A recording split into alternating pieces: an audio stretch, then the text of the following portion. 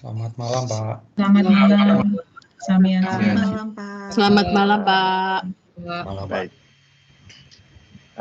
Kita bertemu lagi ya setelah 2 minggu tidak bertemu karena yang pertama itu ada kita sesi asinkron dan minggu berikutnya itu adalah ujian tengah semester.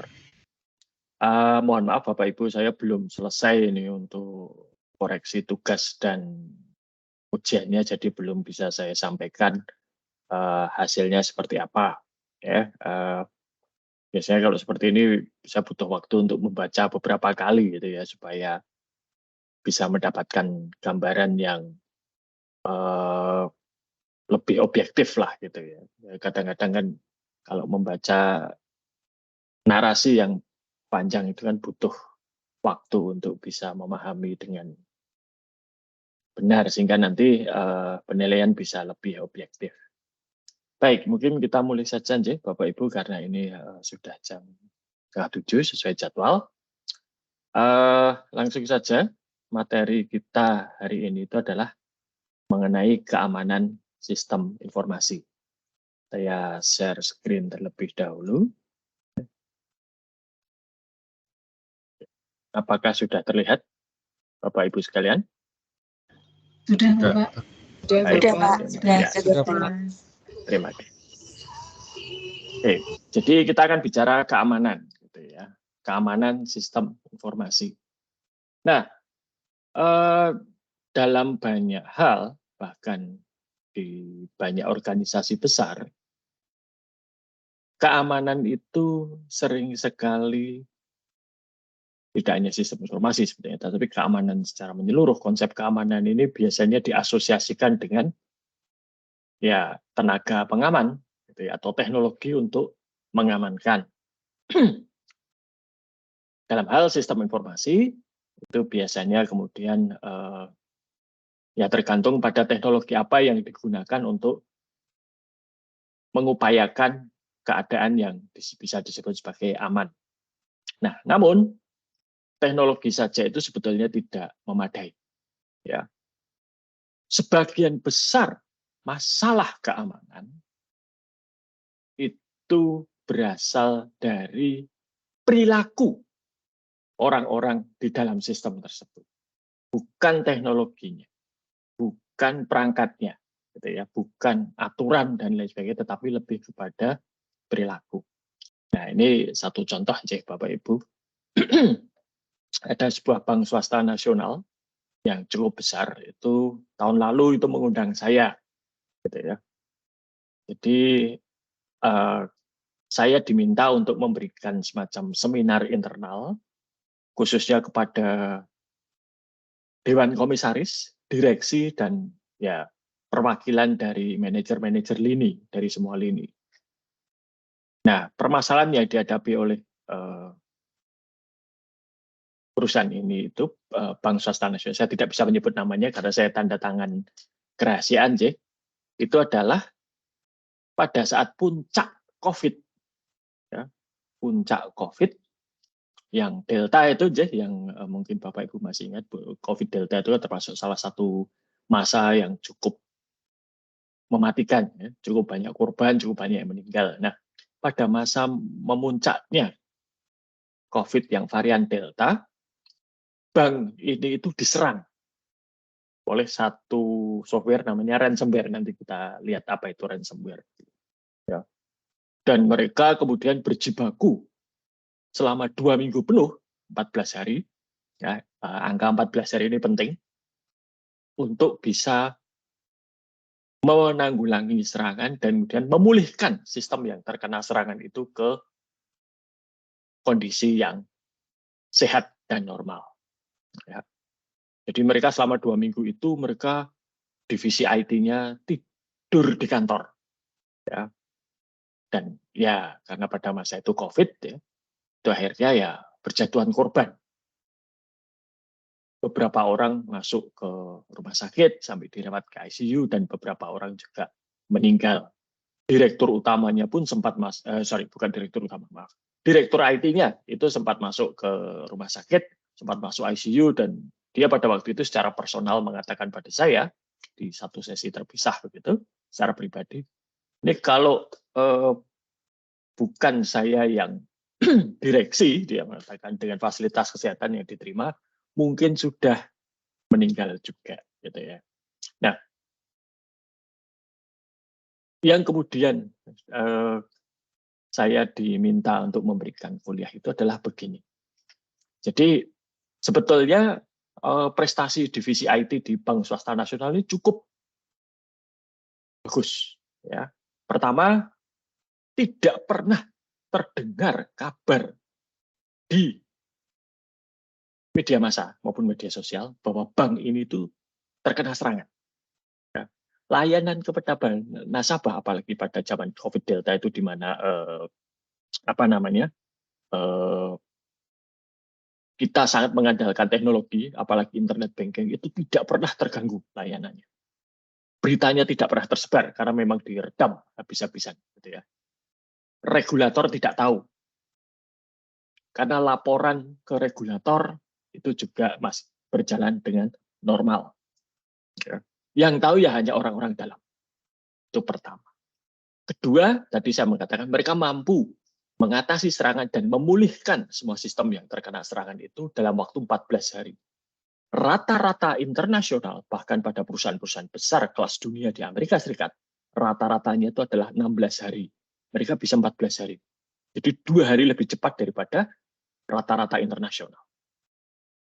Lalu yang menjadi masalah adalah komisaris, dewan direksi, dan karyawan yang lain itu menganggap bagian IT-nya tidak becus.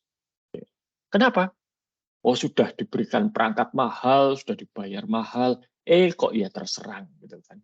Apa-apa dan nggak bisa sih melindungi sistem. Nah, itu tuduhan-tuduhan yang diarahkan kepada bagian IT. Nah, pada waktu itu saya disuguhi dengan banyak data dan fakta bahwa sesungguhnya ini bukan murni kesalahan dari bagian IT, gitu ya. Jadi yang terjadi adalah serangan itu masuk, atau virus lah ya, orang sembari sebetulnya semacam virus, ini masuk melalui salah seorang karyawan, bukan bagian IT, yang bekerja dari rumah dengan membawa laptop dari kantor. Nah, ketika dia di rumah itu sambil bekerja, dia membuka email pribadi, yang di dalam email pribadi itu ada attachment, satu file yang dia buka. Nah, ternyata attachment inilah berisi virus. Begitu dia buka, masuk ke dalam komputer kantor, dan kemudian masuk ke dalam jaringan milik Bank Swasta Nasional tersebut, dan kemudian menimbulkan huru-hara. Ya. Selama 2 minggu mereka harus berjibaku untuk mencegah virus ini meluas dan juga memulihkan sistem-sistem yang sudah kena. Nah, dari statistik yang saya lihat, selama kurun masa mereka mulai work from home, itu ya, itu tiap hari mereka tuh bisa menangkis jutaan serangan, jutaan virus, jutaan usaha untuk membobol. Ya. Tapi satu email saja yang dibuka, email pribadi, ya, bukan email kantor, email pribadi yang dibuka oleh seorang karyawan tidak berhati-hati, itu bisa menimbulkan masalah. Nah, ini yang tadi di awal saya mengatakan bahwa masalah keamanan itu bukan hanya masalah teknologi. Ya, teknologi penting, tetapi jauh lebih penting itu sebetulnya adalah masalah perilaku. Cerita bank ini agak tidak ya happy ending, tidak, tapi sedih juga tidak. Gitu ya. Tidak sedihnya adalah karena dalam kuliah itu saya bisa meyakinkan para Dewan Komisaris yang termasuk ada beberapa orang purnawirawan TNI Polri, gitu ya, bahwa ini tuh bukan salahnya dari bagian IT. Bagian IT itu sudah luar biasa. Mereka bisa mencegah jutaan serangan, tapi hanya satu saja serangan dari dalam, gitu istilahnya, bisa melumpuhkan sistem. Dan itu pun ketika lumpuh, prestasi mereka sudah melebihi standar internasional. Di mana standar internasional itu rata-rata 16 hari, mereka bisa 14 hari selesai. Dan komisaris bisa menerima, gitu ya. Nah, sayangnya karena tekanan pekerjaan dan lain sebagainya, direktur IT akhirnya tidak tahan dan mengundurkan diri. Beberapa hari kemudian di media massa muncul berita bahwa Bank Mandiri terkena serangan yang mirip seperti serangan. Jadi bahkan mereka itu lebih baik daripada bank BUMN yang cukup besar gitu ya. Dan tahun lalu, beberapa waktu yang lalu, kalau Bapak Ibu sempat mengingat, salah satu bank ya swasta BUMN lah ya di Indonesia juga mengalami serangan gitu ya, seperti ini. Jadi memang ini kalau yang namanya serangan terhadap satu sistem informasi itu bukan pertanyaan apakah kita akan kena serangan, tetapi pertanyaannya adalah kapan akan diserang. Pasti akan diserang, hanya waktunya kapan, dari mana, dan lain sebagainya. Oke, saya lanjutkan dulu. Ya. Nah, jadi sebelum kita melangkah ke sana, ke selanjutnya mungkin definisi sedikit lebih dahulu ya. Jadi apa itu keamanan? Keamanan itu adalah semua kebijakan, prosedur maupun hal-hal teknis yang digunakan untuk mencegah akses yang tidak sah. Jadi akses yang tidak sah, pengubahan yang tidak sah, alteration ini pengubahan, pencurian atau kerusakan secara fisik terhadap sistem informasi. Jadi ini kerusakan baik fisik maupun non-fisik, pengubahan, bahkan termasuk akses yang tidak sah pun juga harus bisa dicegah. Ya. Untuk mencegah itu digunakan pengendalian atau control. Nah, pengendalian itu apa? Pengendalian itu didefinisikan sebagai metode, kebijakan, maupun prosedur organisasi untuk menjamin keamanan aset organisasi, ya, akurasi dan keandalan catatan akuntansi dan keuangannya, serta dipatuhinya kebijakan manajemen. Nah, yang terakhir inilah permasalahan yang tadi dihadapi oleh bank swasta nasional tersebut. Jadi kebijakan manajemen mengenai keamanan tidak dipatuhi oleh seorang karyawan dan berakibat bencana. Nah, kalau dilihat pada naskah aslinya atau PowerPoint-nya itu di situ dikatakan ensure, ya, tidak garanti. Ensure itu ya memastikan, tetapi kadarnya lebih rendah. Saya bukan ahli bahasa Inggris, tapi sepertinya begitu. Jadi tidak bisa 100%. Ya, dan tidak ada memang yang 100%. Ya. Sebaik apapun, sehebat apapun, tidak mungkin 100%. Nah, mengapa sistem informasi itu kemudian rentan terhadap berbagai macam gangguan? Pertama, ya karena kita sekarang menggunakan teknologi komunikasi yang sifatnya terbuka, yaitu internet. Internet ini sifatnya terbuka. Siapapun bisa saling berkomunikasi. Yang namanya negeri seperti RRC saja ya, yang punya mekanisme untuk memblokir koneksi ke situs-situs yang dianggap ataupun juga layanan yang dianggap tidak sesuai kebijakan pemerintah saja masih bisa dibobol. Padahal itu diusahakan tertutup. Nah, kerentanan sistem yang lain itu adalah pada ya permasalahan perangkat keras. Kualitas perangkat keras yang tidak baik, ya. Ya memang usianya sudah tua, rusak, dan lain sebagainya. Yang kedua, permasalahan pada perangkat lunak, softwarenya. Baik itu memang cacat softwarenya, error di dalam instalasi, ataupun juga adanya perubahan-perubahan yang tidak diotorisasi. Ya. Jadi pernah, saya lupa ya, namanya apa ya, tapi sebentar, saya ingat-ingat dulu. Jadi kalau Bapak Ibu pernah melihat produknya Apple gitu ya, untuk mengembangkan software Apple itu tidak bisa pakai sembarangan. Ya.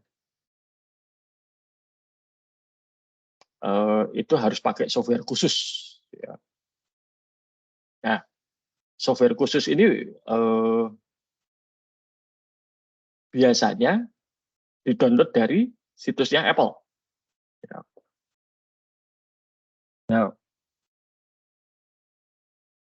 saya lupa apa nama softwarenya itu ya. Tapi ada satu software khusus untuk membuat softwarenya Apple. Nah, ini harus download dari.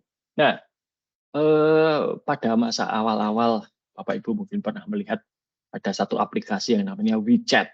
WeChat ini dikembangkan di RRC. Para programmernya WeChat ini males download dari situsnya Apple.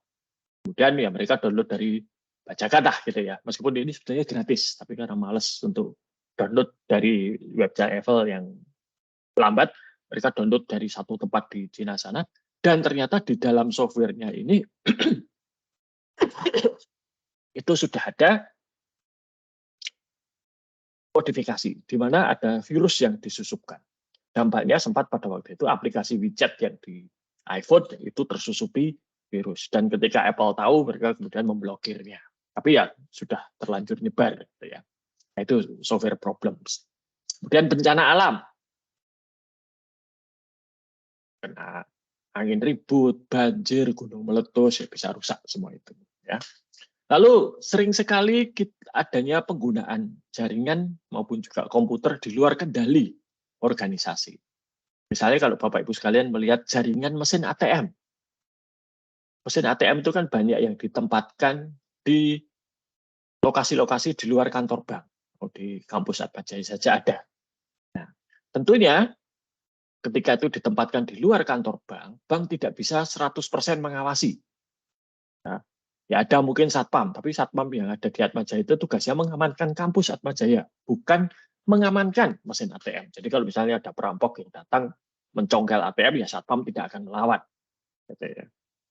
Nah, yang harus dilindungi adalah kampus Universitas Atmajaya Yogyakarta, bukan mesin ATM. Ini. Lalu, nah ini juga sering terjadi. Hilang atau dicurinya perangkat mobile. Ya, laptop, tablet, smartphone, ya ini sangat bagus. Ketika tempat istri saya bekerja itu dulu, ya awal-awal istri saya bekerja itu dapat fasilitas handphone dari kantor.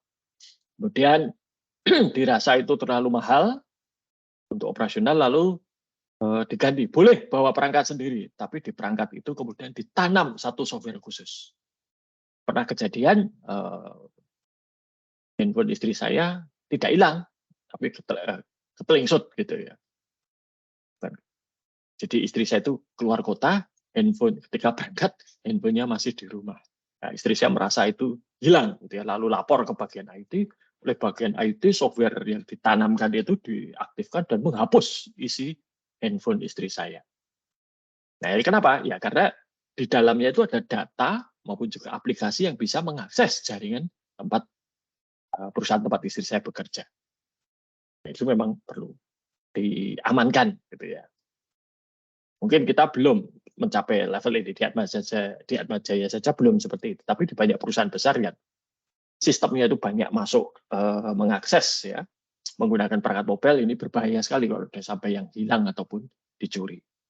Maka kebanyakan smartphone, tablet itu punya mekanisme untuk mengunci perangkat maupun juga nanti menghapus perangkat itu jarak jauh.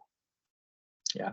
Nah, jadi kalau kita lihat seperti yang ada di dalam tayangan ini, ya, mulai dari sisi klien ya mengakses sistem dari jarak jauh sampai nanti ke dalam internal sistem ya di sini itu ada berbagai macam ancaman yang bisa muncul. Ya. Ada akses ini ya kalau kita pakai sistem jarak jauh, siapa sih yang bisa yakin bahwa yang mengakses sistem itu adalah user yang memang berhak? Ya. Misalnya Bapak Ibu punya kartu ATM, ya. Transaksi di mesin ATM itu kan termasuk kategori akses jarak jauh. Ya. Nah, siapa yang bisa yakin bahwa yang transaksi menggunakan kartu ATM itu adalah nasabahnya, bukan orang lain? Mengapa ini saya jadikan contoh? Karena saya dan istri saya itu sering gantian. Kartu ATM saya dibawa istri saya, kemudian dia transaksi atau ambil uang, gitu, atau bayar tagihan di ATM. Saya demikian juga, kartu ATM istri saya sering saya bawa untuk kemudian bayar tagihan ataupun juga melakukan transaksi di ATM. Ya. Kemudian pada jalur komunikasi, wah ini ada macam-macam ancaman, bisa disadap dan lain sebagainya. Ya. Apalagi kalau kita berada pada posisi yang strategis, ya. Pejabat negara, wah ini kemungkinan disadap sangat besar. Ya.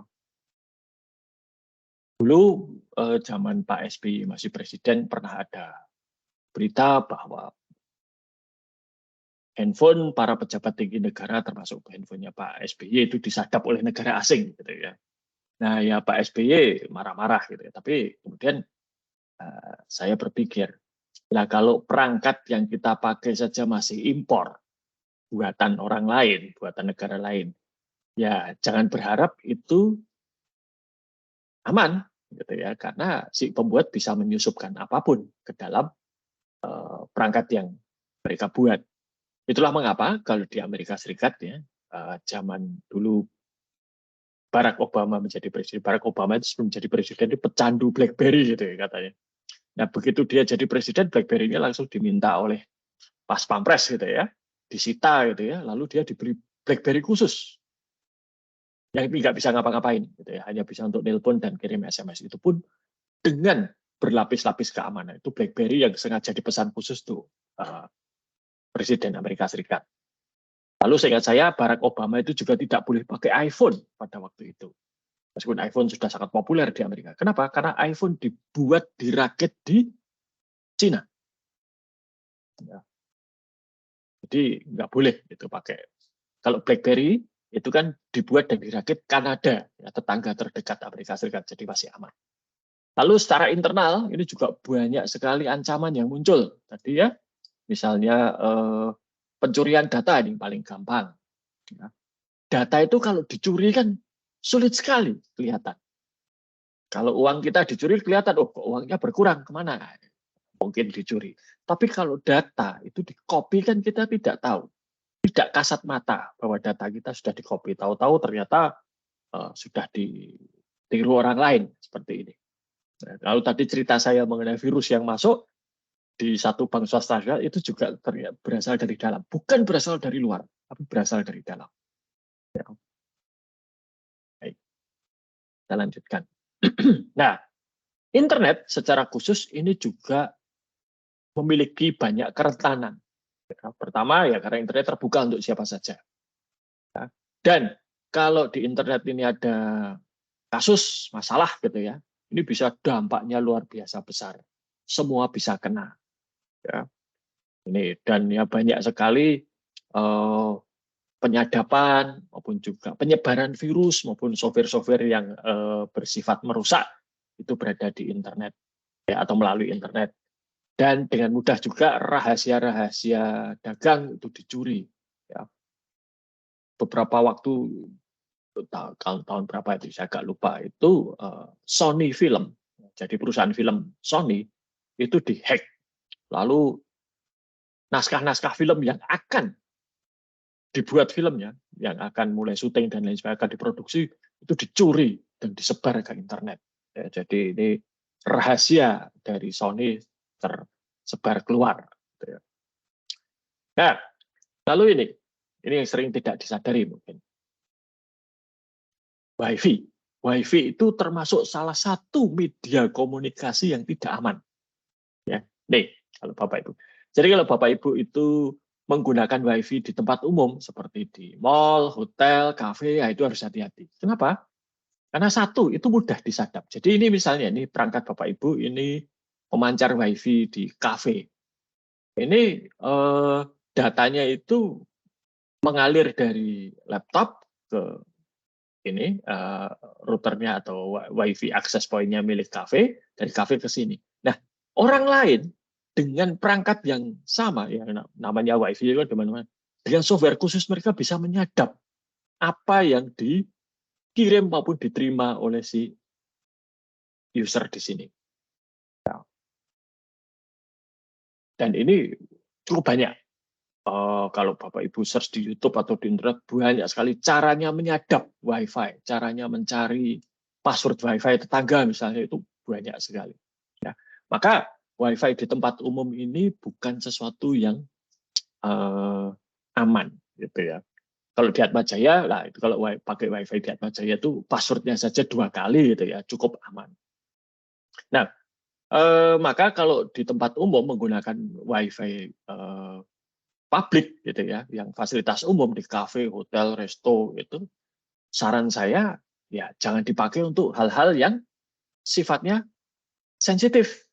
Misalnya untuk transaksi perbankan, untuk belanja online itu ya sebaiknya jangan. Tapi kalau hanya untuk ngecek Facebook ya bolehlah gitu ya. Mungkin seperti itu. Karena apa? Ya tidak tahu siapa yang menyadap. Ya, setiap orang dengan perangkat Wi-Fi bisa melakukan penyadapan. Belum lagi kalau ternyata nanti penyedia jasanya ini nakal, mereka menempatkan software untuk menyadap justru di sini, di akses poinnya, dan itu sangat bisa terjadi. Ini harus hati-hati betul di situ. Ya.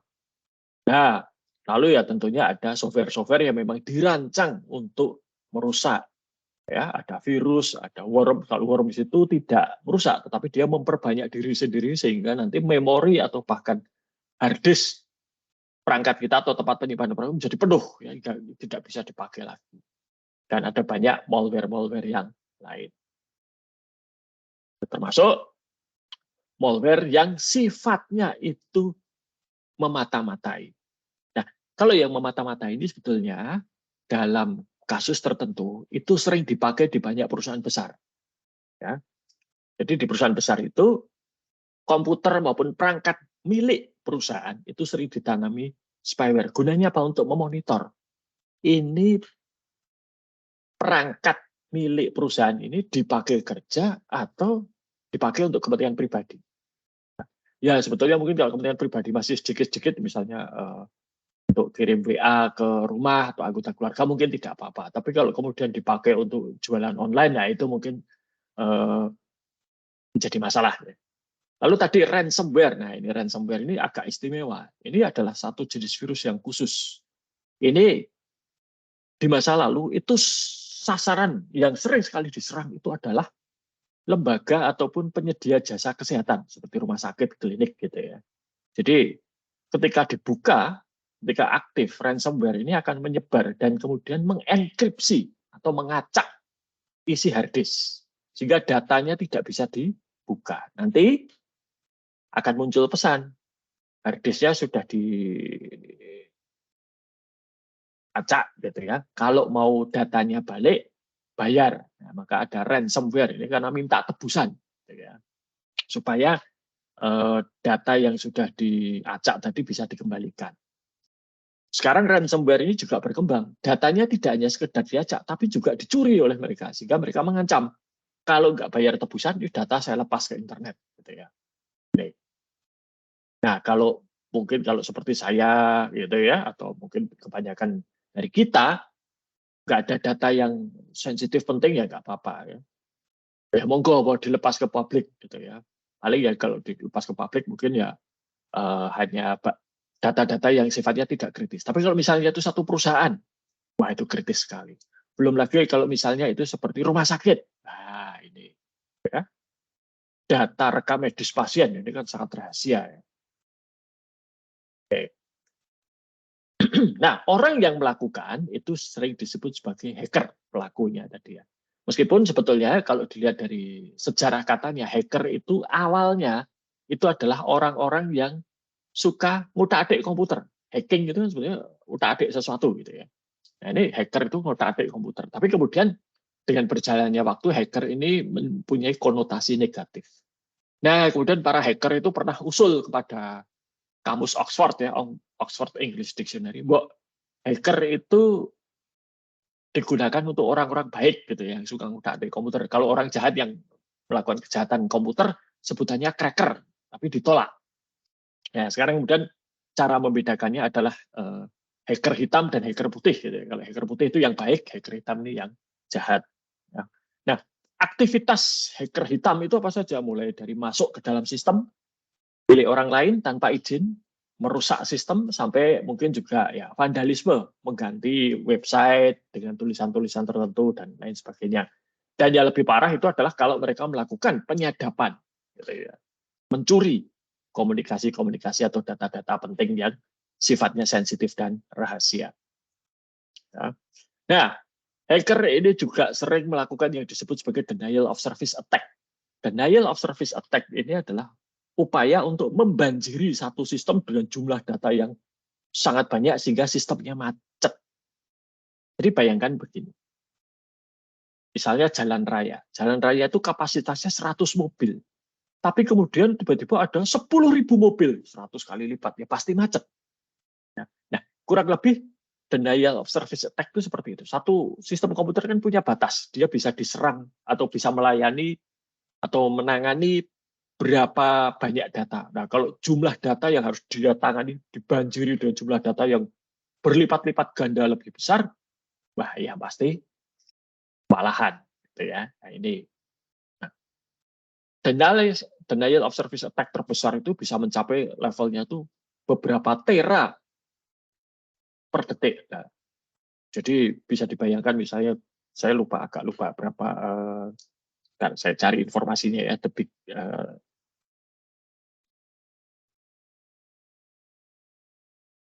itu berapa sebentar. Nah, tahun 2021 Microsoft itu diserang di DOS, ya, denial of service attack ini sebesar 3,4 terabyte per detik. Jadi dalam 1 detik Microsoft itu dilempari hard disk 3,5 tera gitu ya per detik. Bapak Ibu, bayangkan 3,5 tera. Saya punya hard disk 1 tera aja sampai sekarang sudah 5 tahun nggak penuh-penuh gitu ya. Nah ini per detik 3,5 tera. Ini termasuk salah satu serangan yang paling besar sepanjang sejarah yang tercatat. Ya, nanti mungkin dalam waktu dekat akan terpecahkan rekor ini, tapi sementara masih itu. Ya, ini. Dan hacker ini tidak menyerang dengan perangkatnya sendiri. Mereka membajak perangkat milik orang lain dan digunakan untuk menyerang. Salah satu hacker yang cukup terkenal itu, saya lupa siapa namanya, tapi mereka itu menggunakan kelompok ya. Ini mereka menggunakan yang namanya Mirai. Software-nya itu Mirai. Mirai itu menyerang CCTV. Ya, jadi kalau Bapak Ibu pernah melihat ada CCTV yang bisa dipantau dari internet, lah, CCTV seperti itulah yang dijadikan atau dibajak gitu ya. Jadi dimasuki software Mirai ini dan kemudian CCTV ini berperan untuk menyerang. Ya, bisa dikendalikan. Lalu kejahatan yang lain itu yang paling mungkin sekarang juga sudah mulai banyak itu adalah pencurian identitas. Ya. KTP dipinjam untuk pinjol gitu ya, nah, macam-macam ini. Zaman dulu ya tidak semudah itu. Ya. Kalau di Indonesia itu dapat pinjaman secara resmi di bank atau bahkan mungkin koperasi sekalipun juga tidak mudah gitu ya. Tapi sekarang dengan maraknya pinjol ini ya ceritanya lain. Gitu ya. Nah lalu yang dua paling bawah ini terorisme cyber dan perang cyber. Nah ini juga yang masa depan, sekarang sudah ada, masa depan akan lebih parah gitu ya. Nanti Bapak Ibu sekalian ya, ini sudah bulan November, akhir November ini kan akan ada mulai masa kampanye ya untuk pemilu tahun 2024. Nah, ini nanti akan berseliweran begitu banyak serangan dan juga perang informasi di internet gitu ya. Nah, kita yang harus waspada, harus benar-benar bisa memilah dan memilih informasi yang bisa dipercaya dan mana yang informasi yang tidak bisa dipercaya. Ya. Nah, ancaman terbesar dari satu sistem itu berasal dari internal karyawan. Nah, jadi manusia yang ada di dalam sistem itulah ancaman terbesar. Kenapa? Ya, karena kalau si karyawannya ini yang menjadi pelaku kejahatannya, mereka tahu betul kelemahan sistemnya itu apa saja. Ya, karena mereka berada di dalamnya. Mungkin bahkan mereka yang membuat. Ya. Dua, mungkin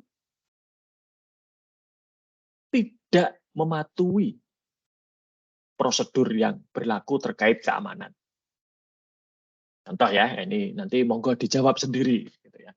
Ini saya cuplikkan dari praktek password yang baik di perusahaan tempat istri saya bekerja. Pertama, ini monggo ya nanti silakan Bapak Ibu melihat ke password yang sering dipakai dan apakah sudah mematuhi anjuran. 1, password itu minimal 8 digit. Kalau ini mungkin tidak masalah. 2, password itu terdiri dari huruf, angka, dan karakter khusus. Ada kombinasi huruf besar, huruf kecil, angka, dan karakter khusus. Mungkin tanda baca, mungkin tanda bintang, tanda persen, gitu ya, huruf besar, kecil, dan angka. Saya kira juga bukan sesuatu yang sulit. 3, password harus diganti secara rutin setiap 8 minggu. Nah, ini, jadi setiap 2 bulan laptop istri saya yang dari kantor itu pasti kalau istri saya akan masuk, akan login, akan pakai di pagi hari, buka itu harus ganti password dulu. Kalau nggak ganti password, nggak bisa pakai. Gitu ya. Oke. Itu masih ada lagi, Bapak Ibu sekalian, anjurannya yang berikutnya adalah password yang sama tidak boleh dipakai dalam 1 tahun terakhir. Jadi dalam 1 tahun terakhir nggak boleh pakai password yang sama. Jadi kalau tiap 2 bulan itu berarti dalam 1 tahun harus punya 6 password. Gitu ya. Nah, nanti password yang pertama itu baru bisa dipakai tahun depan. Gitu ya, setelah lewat 1 tahun. Makanya istri saya itu sampai sekarang sudah kehabisan ide untuk password itu apa. Sehingga dia hanya pakai misalnya password lalu ditambahi 1, 2, 3. Nanti password 456 gitu ya. Ini. Bahkan saya pernah melihat ada satu sistem itu yang bisa mendeteksi apakah passwordnya itu cukup mirip atau tidak. Jadi misalnya password saya itu Samiaji. Nanti password yang suruh ganti kan, saya ganti Samiaji 1. Nah, itu nggak boleh. Karena apa? Terlalu mirip. Jadi sampai seperti itu. Ini ya. Jadi password nggak diganti sudah lebih dari 2 bulan. Ya. Mungkin saya juga punya kesalahan yang sama. Ya. Saya melakukan itu. Banyak password saya tidak diganti sudah bertahun-tahun. Lalu password untuk sistem yang berbeda harusnya beda. Ya, jadi untuk Facebook beda dengan untuk email beda, untuk internet banking seharusnya berbeda. Tapi ya biasanya tidak. Semua satu password semuanya sama. Gitu ya. Lalu password ini juga punya masalah, Bapak Ibu sekalian. Password ini kalau mudah diingat, itu mudah ditebak oleh orang lain. Nah, tapi kalau tidak mudah diingat, kalau sulit untuk ditebak oleh orang lain, berarti juga kita akan sulit untuk mengingat. Saya punya teman itu dulu kalau bikin password itu adalah makanan apa yang ada di hadapannya, dia ketik itulah jadi password. Saya pernah passwordnya itu pecel lele gitu ya. Nah, setelah itu dia lupa, kemarin apa ya pas bikin password, ya, makanannya apa, lah ini masalah. Lalu, karyawan ini juga umumnya rentan terhadap yang namanya social engineering atau bujuk rayu. Ya. Salah satu hacker hebat di Amerika Serikat namanya Gavin Mitnick, sekarang sudah meninggal, itu dulu dia terkenal pinter sekali social engineering. Jadi dia akan nelpon satu perusahaan, satu bank misalnya, lalu tellernya itu di telepon, ditanya-tanya, ini saya dari bagian IT nih, gitu kan. Lalu si hackernya akan cerita, nanti kita akan ganti sistem loh. Nah, tapi sistemnya ini baru, nanti mungkin password kamu nggak cocok gitu ya. Coba deh sini saya tes dengan sistem baru, username dan passwordmu apa? Nah, si karyawan yang ditelepon ya percaya saja menyebutkan username-nya ini, passwordnya ini ya, bobol sudah. Gitu ya. Jadi social engineering ini banyak. Nah, mungkin Bapak Ibu pernah mengingat dulu ada SMS mama minta pulsa, nah itu adalah bagian dari social engineering. Ya, ini kemarin juga ibu mertua saya itu kebetulan punya kos-kosan gitu ya. Lalu ada orang yang mau kos, lalu ngaku saya sudah kirim transfer uang 3 juta untuk bayar kos berapa? 6 bulan ke depan. Gitu ya. Nah, wah ibu saya sudah dikirim itu lewat WA bukti transfernya. Gitu. Oh tiba-tiba dia, aduh ini saya kebanyakan kirim uangnya ya, saya nggak punya uang untuk transport. Mbok tolong yang 1 juta dikembalikan, jadi saya cukup bayar 2 juta dulu gitu ya. Nah, ibu saya sudah hampir mentransfer ya, tapi dicegah oleh adik ipar saya itu. Jangan, cek dulu ke bank, bener ada transfer masuk nggak? Ternyata nggak ada. Nah, social engineering ini sangat-sangat berbahaya. Tidak mengandalkan kemampuan teknis komputasi, tidak mengandalkan kehebatan hacker, tapi hanya mengandalkan bujuk rayu. Dan ini korbannya cukup banyak. Nah, okay. Nah, lalu kita lihat sekarang kepada perangkat lunak, software. Software itu juga rentan.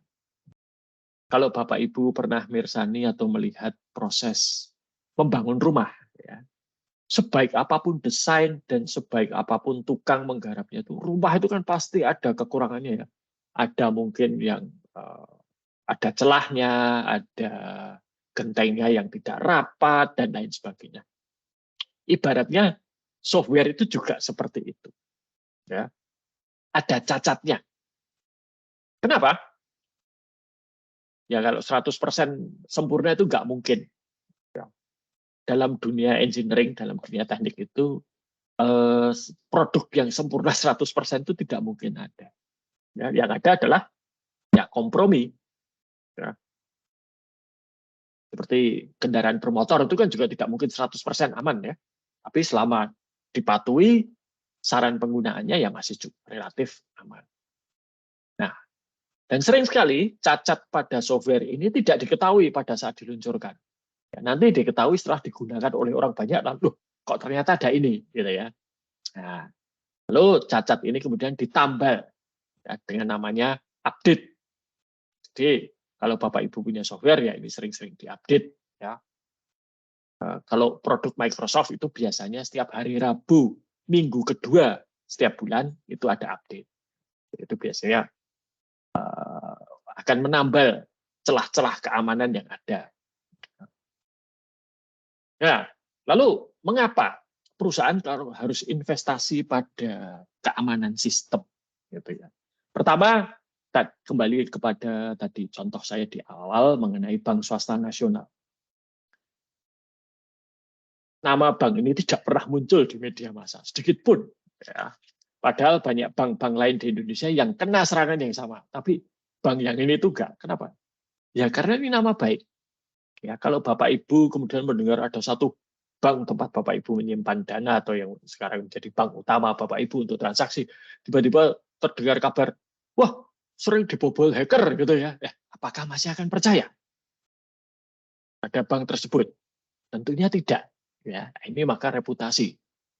Belum lagi kalau kemudian ternyata nasabah yang menjadi korban hacker misalnya itu kemudian menuntut, ya, ayo ganti rugi. Ya. Bukan hanya ganti rugi, tapi juga menuntut kompensasi karena sudah stres, uangnya sempat hilang gitu ya, nggak bisa bayar, kena denda. Nah, ini langsung nanti akan muncul banyak permasalahan hukum di sana. Ya. Lalu bukan hanya itu, sekarang kita sudah sering melihat bocornya data pribadi. Ya. Beberapa kali di media massa sudah terlihat data pribadi, data iktp, data SIM, data apapun bocor ke publik. Ya. Lalu nanti kalau untuk perusahaan yang punya rahasia dagang, ya, produk baru, strategi baru, kalau dicuri, padahal mungkin produk baru yang dikembangkan ini sudah memakan biaya dan waktu untuk research and development bertahun-tahun, dicuri begitu saja, gitu ya. Ini, jadi memang bisa membuat perusahaan itu jatuh, ya.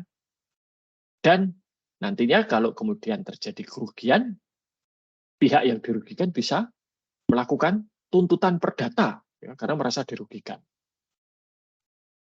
Nah, lalu juga ada banyak regulasi mengenai kerahasiaan data. Contohnya kerahasiaan data medis kalau di Amerika Serikat itu namanya HIPAA. Di Indonesia ya ada ini ya kerahasiaan data medis pasien. Undang-undang ITE juga mengatur hal tersebut di Indonesia ya.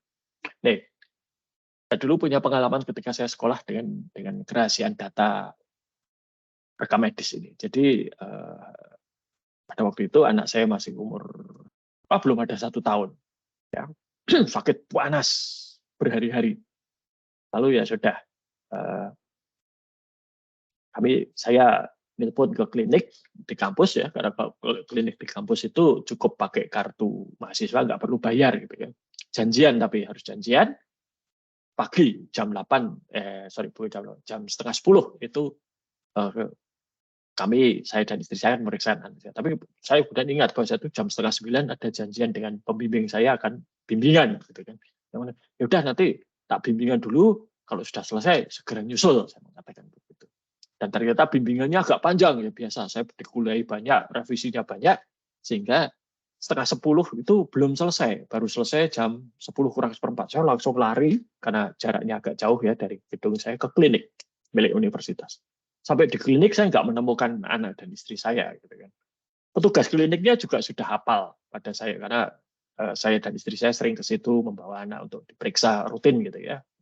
Vaksinasi, imunisasi juga di situ. Dan saya tanya ke petugas ya, istri saya udah kesini belum sama anak saya gitu kan. Ya, biasa kalau di Indonesia kan bertanya seperti itu nggak masalah. Nah, petugas yang di depan itu mengatakan, maaf, kami tidak bisa memberitahukan apakah seseorang itu mengunjungi klinik atau tidak. Jadi kunjungan saja itu nggak boleh diberitahukan. Ya, apalagi rekam medis yang sifatnya jauh lebih rahasia. Nah ini di Indonesia sekarang sudah mulai ini diterapkan ya di dunia kesehatan, rekam medis ini benar-benar rahasia. Ya. Saya pernah minta surat, jadi saya itu punya penyakit ini penyakit MAH gitu ya, asam lambung gitu ya. Lalu saya akan bawa obat-obatan, resep dokter gitu kan. Nah, saya kemudian minta itu surat keterangan itu. Wah, itu minta surat keterangan aja prosedurnya cukup ruwet gitu ya. Harus nanti amplop tertutup dan lain sebagainya gitu. Karena saya akan ke luar negeri tugas gitu ya. Nah, nanti di tempat tujuan itu saja sering ditanya ini obat apa gitu ya. Nah, itu kalau saya bawa surat dokter kan aman gitu. Tapi ternyata itu juga sulit ya. Bentuknya amplop tertutup pakai materai dan lain sebagainya. Jadi dan itu hanya boleh dibuka oleh petugas imigrasi kalau atau bea cukai kalau ditanya, kalau nggak boleh dibuka. Nah, karena kejahatan itu sudah melibatkan teknologi informasi, maka sekarang juga berkembang ilmunya. Dan sekarang ini namanya komputer forensik. Komputer forensik ini adalah cara yang secara ilmiah memeriksa maupun juga menjaga barang bukti yang berbentuk digital yang disimpan dalam media penyimpanan komputer untuk nanti ini bisa dijadikan barang bukti di pengadilan. Dan di pengadilan kita barang bukti digital ini sudah bisa diterima. Ya. Maka biasanya kalau ada kasus korupsi gitu ya, KPK akan menyita smartphone, menyita tablet, dan komputer dari para tersangka. Demikian juga kalau ada kasus-kasus terorisme, Densus 88 itu biasanya menyita komputer, tablet, smartphone gitu ya untuk kemudian oleh tim forensiknya itu dan dilakukan penyelidikan pada perangkat tersebut. Nah, karena sifatnya digital gitu ya, mudah diutak-atik, maka komputer forensik ini harus benar-benar menjalankan prosedur sehingga nanti bisa dibuktikan bahwa bukti digital yang disampaikan di pengadilan itu bukti digital yang otentik, bukan hasil rekayasa, ya, bukan hasil ngutak-atik Photoshop misalnya, ya. Nah ini ada ilmunya itu ada. Jadi misalnya apakah satu foto ini asli dari kamera atau sudah ditambah-tambahi atau sudah apa istilahnya dimanipulasi dengan software tertentu itu kelihatan. Komputer forensik bisa melihat hal itu. Ada ilmunya, ada alatnya gitu ya. Oke. Nah, salah satu cara untuk menjaga keamanan sistem informasi itu adalah dengan yang namanya pengendalian. Nah, pengendalian ini bisa bersifat umum, jadi mengendalikan aspek keamanan di seluruh organisasi, maupun juga pengendalian pada tingkat aplikasi. Kalau umum itu ya termasuk di dalamnya itu adalah kebijakan. Seperti tadi saya cerita di awal, pas Pampres, Presiden Amerika Serikat itu sudah punya standar. Presiden Amerika Serikat tidak boleh pakai iPhone misalnya. Harus pakai perangkat yang dibelikan oleh pas Pampres. Ya. Nah ini adalah pengendalian umum. Ya. Misalnya lagi pemerintah Amerika Serikat itu melarang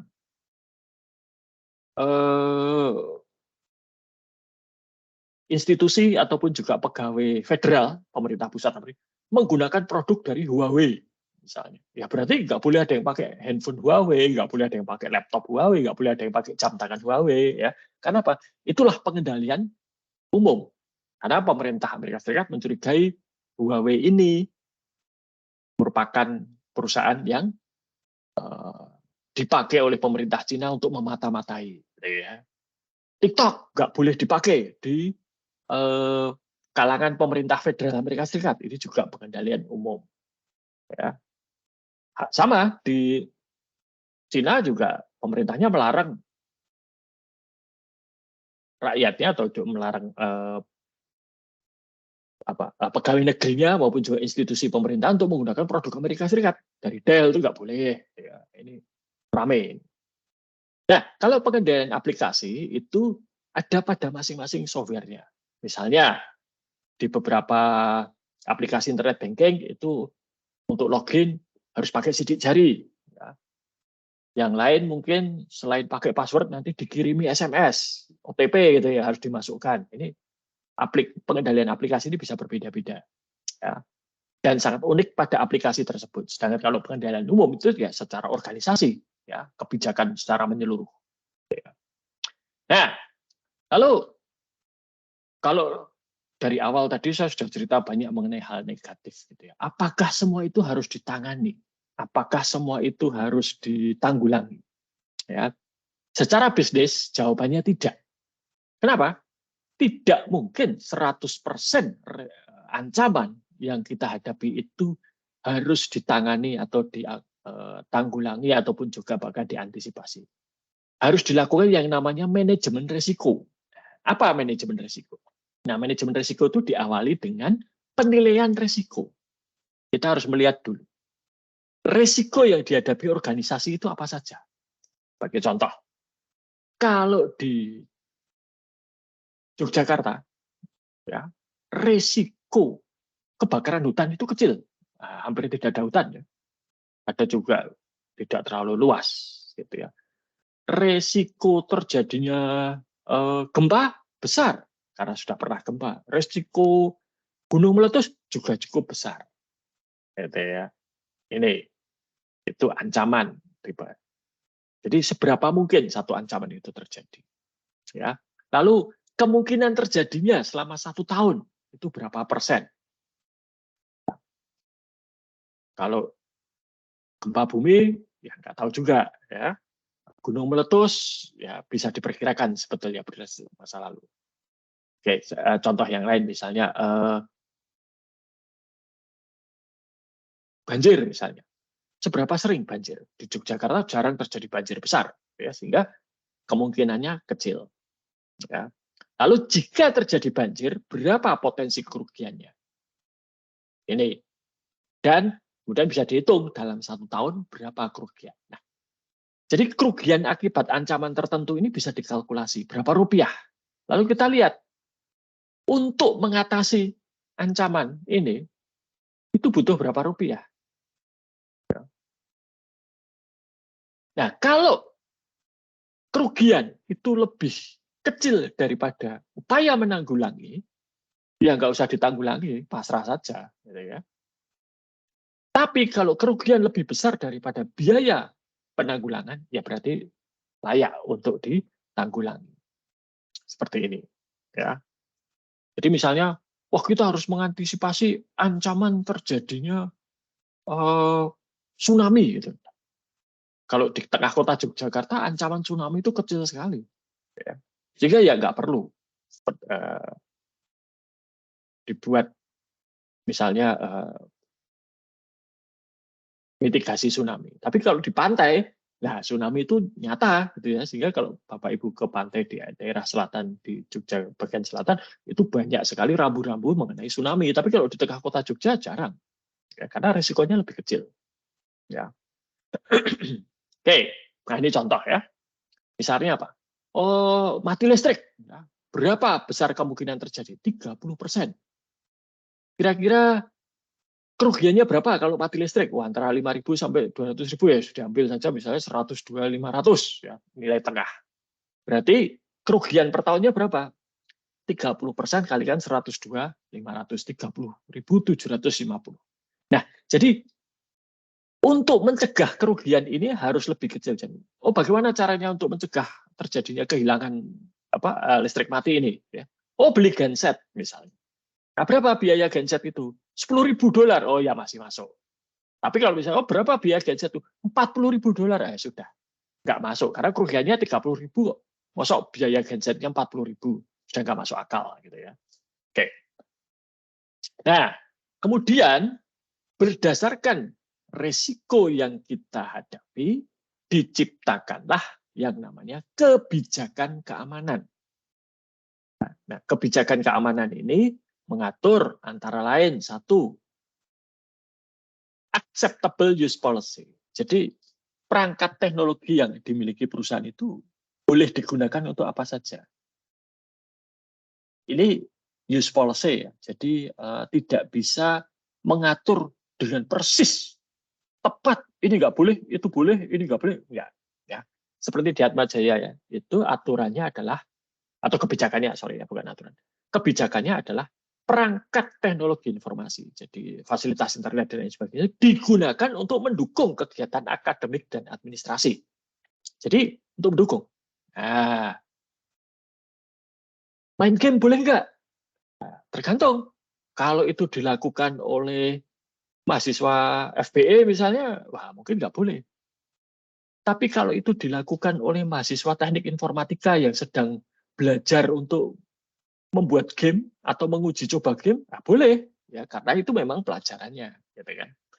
Misalnya mencari gambar-gambar anatomi tubuh manusia, boleh nggak? Nah, kalau itu mahasiswa informatika ya mungkin ditanya untuk apa. Tapi kalau nanti fakultas kedokteran sudah berdiri, nah itu mungkin bisa dipakai. Nah, maka ini kebijakan, tidak bisa mengatur dengan 100% apa yang boleh dan tidak boleh dilakukan. Jadi kebijakan. Ya. Lalu juga ada yang namanya nanti manajemen identitas untuk mengidentifikasi user mana yang valid. Ya. Apakah kalau ada yang login Samia Jisarosa itu apakah Samia Jisarosa betulan atau bukan? Ya. Atau orang lain yang kebetulan punya password saya dan bisa masuk seperti ini. Ya. Nah, ini contoh ya. Apa yang boleh diakses dan tidak boleh diakses oleh dua orang pegawai ini berbeda. Ya. Oke. Nah, namun sebaik-baiknya kita melakukan persiapan dan pencegahan, bukan tidak mungkin kita menghadapi bencana. Nah, maka kalau sudah ada bencana, itu ya harus siap-siap menghadapi kemungkinan terburuk. Kalau Bapak Ibu masih ingat peristiwa 9/11 ya, di mana gedung World Trade Center ditabrak oleh pesawat yang dibajak, nah, itu sungguh-sungguh bencana. Kenapa? Karena sesungguhnya World Trade Center itu bukan pertama kalinya World Trade Center itu diserang teroris. Saya lupa berapa lama ya, tapi beberapa waktu sebelum ditabrak pesawat itu sudah ada teroris dengan truk membawa bom dan truknya itu diparkir di basementnya World Trade Center, ya, itu dan diledakkan. Tapi pada waktu itu World Trade Center baik-baik saja. Nah, kemudian dilakukan langkah pencegahan apa? Keluar masuk World Trade Center harus diperiksa dengan ketat, keamanan diperketat. Lalu struktur bangunan World Trade Center sudah diperkuat, ya, supaya apa? Supaya kalau ada bom dengan truk tahan, gitu ya. Nah, ternyata yang datang kemudian adalah pesawat ditabrakkan ke gedung. Nah, ini kan nggak ada yang bisa menduga bahwa akan ada seperti itu. Ya, serangan ala kamikaze zaman Perang Dunia Kedua dipakai, itu kan nggak ada yang menduga. Nah, itu bencana. Sebaik apapun persiapannya, seketat apapun keamanannya, nggak bisa mengantisipasi hal-hal seperti itu. Ya. Nah, kemudian ya harus disiapkan yang namanya disaster recovery planning. Kalau ada bencana yang demikian parah sehingga organisasi terganggu, itu apa yang harus dilakukan supaya nanti memulihkan operasional harian organisasi. Nah, disaster recovery planning ini kemudian berevolusi menjadi lebih baik yang disebut business continuity planning. Ini adalah ya kalau ada bencana apapun yang terjadi, bisnis jalan terus. Zaman tahun 98 ketika terjadi kerusuhan di Jakarta, ya, itu saya tahu pegawai IT-nya BCA itu dibekali satu ransel. Di dalam ransel itu ada pakaian ganti, makanan, obat-obatan, dan uang. Dan mereka diperintahkan kalau terjadi huru-hara segera keluar dari kantor melarikan diri. Nanti bukan melarikan diri, menyelamatkan diri. Nanti mereka janjian ketemu di mana. Nah, di tempat itulah kemudian mereka nanti akan meneruskan operasional IT BCA. Ya, seperti itu. Jadi apapun yang terjadi, bisnis jalan terus. Mungkin kalau ada bencana, sempat bisnisnya tidak kapasitas penuh, tapi jalan, ya, tidak terhenti. Oke. Nah, kemudian dari waktu ke waktu, semua kesiapan, semua kebijakan, semua tindakan itu harus diperiksa atau diaudit. Ya, maka ada yang namanya audit sistem informasi. Ya, jadi audit sistem informasi ini adalah memeriksa apakah keamanan lingkungan secara keseluruhan maupun juga pengendaliannya itu sudah memadai. Kata kuncinya pada kata-kata sudah memadai, tidak menjamin 100%, karena ya pasti tidak bisa. Ya. Ini maka harus ada audit sistem informasi. Termasuk di dalamnya adalah audit terhadap keamanan. Ya. Ini komputernya sudah update atau belum? Passwordnya sudah sesuai kebijakan atau belum? Ya. Dulu zaman saya belajar komputer di tahun 90-an itu di kantor cabang IBM di Jakarta, itu ada kebijakan kalau ada disket, ya kalau zaman sekarang ya nggak ada sih, disket tergeletak di atas meja dan mejanya kosong, si pemilik meja langsung akan kena skors tanpa gaji 2 minggu. Karena apa? Disket itu isinya data, dan data itu sensitif, penting, rahasia. Maka kalau akan ditinggalkan mejanya, ya disket itu harus masukkan laci dikunci di bawah. Nggak boleh tergeletak di atas meja tanpa ada yang menunggu. Ya, ini. Jadi nanti diaudit ini sistem informasinya. Ini contoh kertas kerja audit, gitu ya. Ada nggak misalnya akun pengguna yang tidak ada passwordnya? Kok ada? Nah, ini berarti jelek, gitu ya. Oh, nggak ada, semua akun ada passwordnya. Passwordnya bagus atau tidak? Ini harus dicek, gitu ya. Oke. Nah, lalu meskipun tadi di awal saya mengatakan teknologi untuk keamanan sistem informasi itu masih kalah dengan perilaku, ya, tapi tetap butuh teknologi, gitu ya. Yang pertama itu adalah yang ada namanya identity management software. Jadi ini untuk mengatur hak akses user. Ya. Seperti saya misalnya di posisi saya sekarang direktorat itu, saya bisa melihat data-data misalnya mengenai jumlah mahasiswa dan lain sebagainya. Tapi saya tidak bisa mengubah data itu. Ya. Dan nanti kalau saya bisa mengakses itu karena saya sekarang duduk direktorat. Kalau nanti saya sudah tidak direktorat, ya hak akses saya itu kan dilepas. Ya, saya nggak bisa masuk lagi. Lalu autentifikasi. Autentifikasi ini adalah cara kita masuk ke dalam sistem, meyakinkan bahwa ini memang Sami Haji, bukan orang lain. Gitu ya. Ada pakai password. Ya. Tadi saya katakan password ini paling gampang, tapi juga paling lemah. Password ini sekarang sudah mulai ditinggalkan. Ataupun kalau tidak ditinggalkan, harus dilengkapi dengan yang lain. Misalnya ada token. Kalau Bapak Ibu punya akun internet banking di beberapa bank, BCA misalnya, itu mereka pakai token. Gitu ya. Ada pakai smart card, ada biometrik, pakai ini, sidik jari, ada pakai yang wajah, gitu ya. Dan menggunakan two-factor authentication. Artinya apa? Selain password harus dilengkapi yang lain. Mungkin password dan sidik jari. Mungkin password dan SMS, OTP, gitu ya. Nah, lalu harus ada di dalam jaringan milik satu organisasi itu yang namanya firewall. Firewall ini kalau Bapak Ibu ingat dulu video yang sudah pernah saya putar mengenai cara kerja internet ya di kelas itu. Nah, ini adalah perangkat yang melakukan filtering. Arus data yang keluar masuk organisasi ini semua harus lewat firewall. Gitu ya. Oke. Kemarin baru saja Atmajaya itu beli firewall yang baru karena yang lama sudah tidak memadai. Gitu ya. Harganya lumayan, hampir 1 miliar. Tapi memang ya harga firewall yang bagus gitu ya. Jadi ya harus dibeli, kalau tidak nggak mungkin. Nah ini, jadi firewall itu bahkan kalau dalam gambar ini ada 2, firewall yang menghadap keluar dan firewall yang menghadap ke dalam. Yang menghadap keluar ini nanti menahan atau menangkis serangan-serangan dari internet.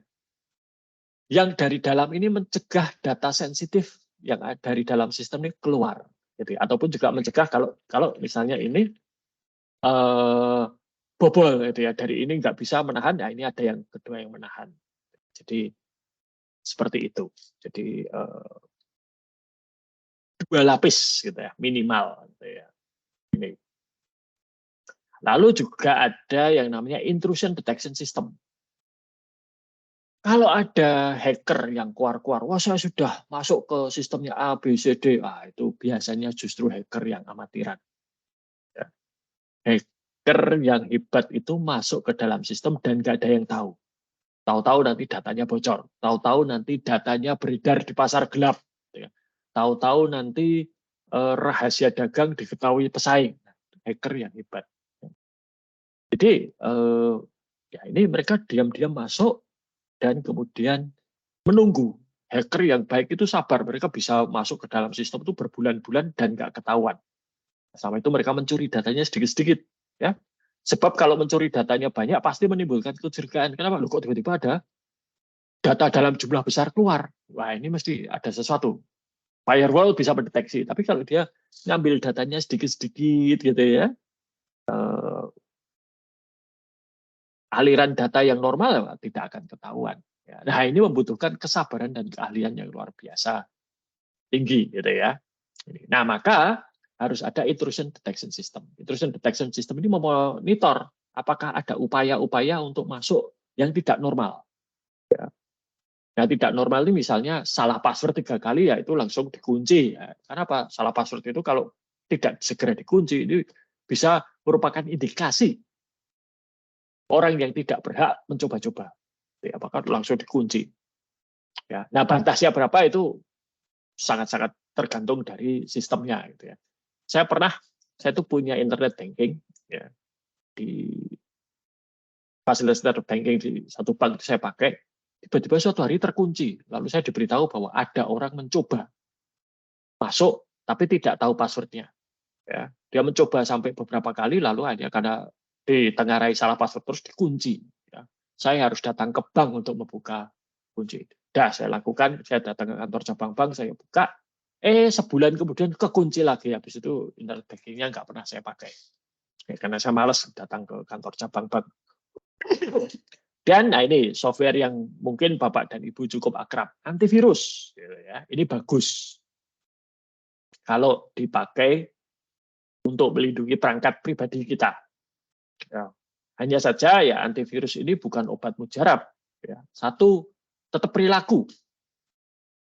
Penggunaan komputer yang sehat dan baik itu ya yang nomor satu. Ya samalah seperti ketika Bapak Ibu kemarin melihat COVID ya, sudah vaksin, tapi tetap bisa ketularan ya. Kenapa? Karena mungkin memang terekspos atau terpapar pada lingkungan yang penuh dengan COVID. Ya, tapi kalau kita perilaku kita bersih, baik gitu ya, kita berjaga-jaga dengan baik, tidak usah divaksin pun mungkin ya tidak akan ketularan. Gitu ya. Ini sama seperti juga antivirus komputer seperti itu. Dan butuh diupdate terus ya, secara rutin. Nah, lalu ini jaringan Wi-Fi, yaitu ada pengamannya, WEP dan WPA2. Tapi saya tetap tidak nyaman ya kalau menggunakan Wi-Fi di lingkungan publik